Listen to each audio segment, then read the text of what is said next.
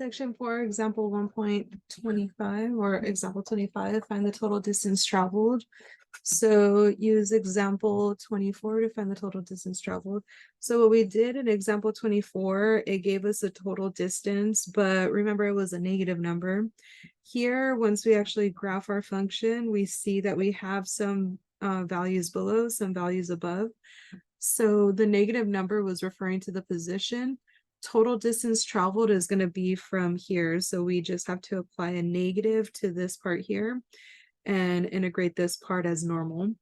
So the part at which we go from negative to positive is 5/3. And all we did to get that value is evaluate the function, not evaluate the function, find the function at 0. So 3t minus 5 equals 0. We ended up with t is equal to 5/3, which is what we have here. So now what we're going to do is integrate from 0 up to 5/3, then from 5/3 up to 3. Remember, this one's negative, so we're going to put a negative in front of that one. So distance is going to be negative the integral from 0 to 5/3 of our function 3t minus 5 dt. Actually, let's give ourselves a little bit more room down here. So that's going to be negative, but then we're going to add the function or add the integral from the positive value. So from here all the way up to here, up to 3. So from 5/3 up to 3.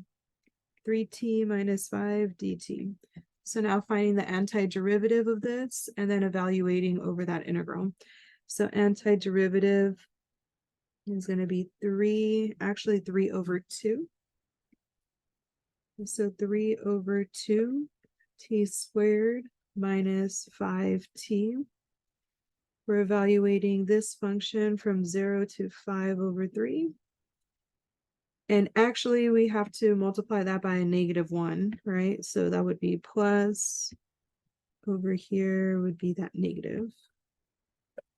There we go. And we're adding the integral of positive 3/2t squared minus 5t.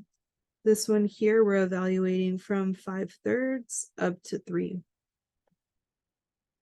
All right, let's get this part going. So the very first part, I'm evaluating it from 5/3. So we have a negative 3/2.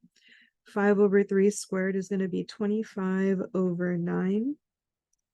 Multiplying that plus 5 times 5/3, that's going to be a 25/3. And we're subtracting, so we just got this part, now we're subtracting this bottom one. So 3 times, or 0 squared, 0 times anything is still going to be 0. 0 times 5 is going to be 0 as well. So we have that part. So this whole thing goes to this integral here. Now we're going to add the second one. So now we're evaluating this integral here at 3. So 3 squared is 9 times 3 is 27. 27/2 minus 5 times 3 is 15. There we go. And we're subtracting, evaluating at this part. So 5 squared is 25 times 3 is 75 over 3 squared is 9 times 2 is 18. And over here, we have negative 5t, so negative 25/3.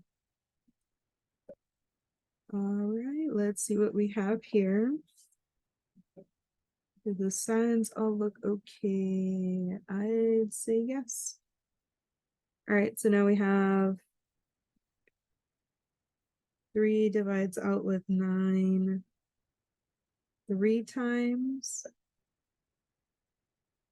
Over here we have 3, so that's going to be 25 over, divide this by 3 is 6.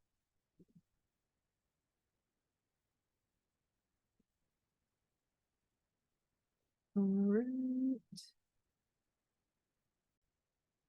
All right, so from here we have a negative 20,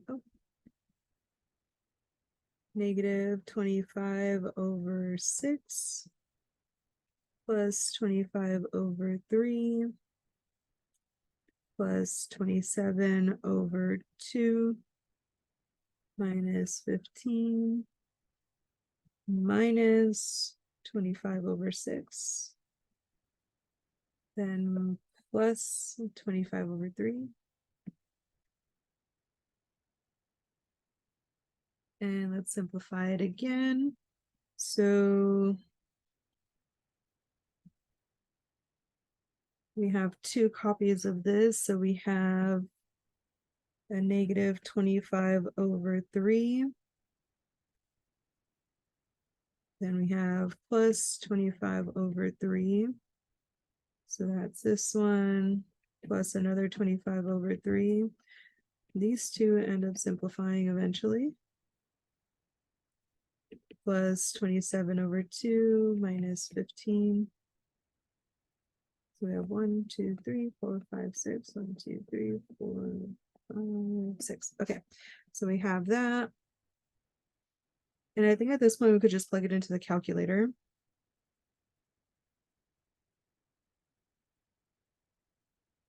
Small enough for us to not really care. All right, so 25 over 3 plus 27 over 2 minus 15. 6.833. So 6.8333. We're going 4 decimal places out. And there we go. That is our total distance traveled by that particle. If you have any questions, please feel free to ask. Otherwise, bye.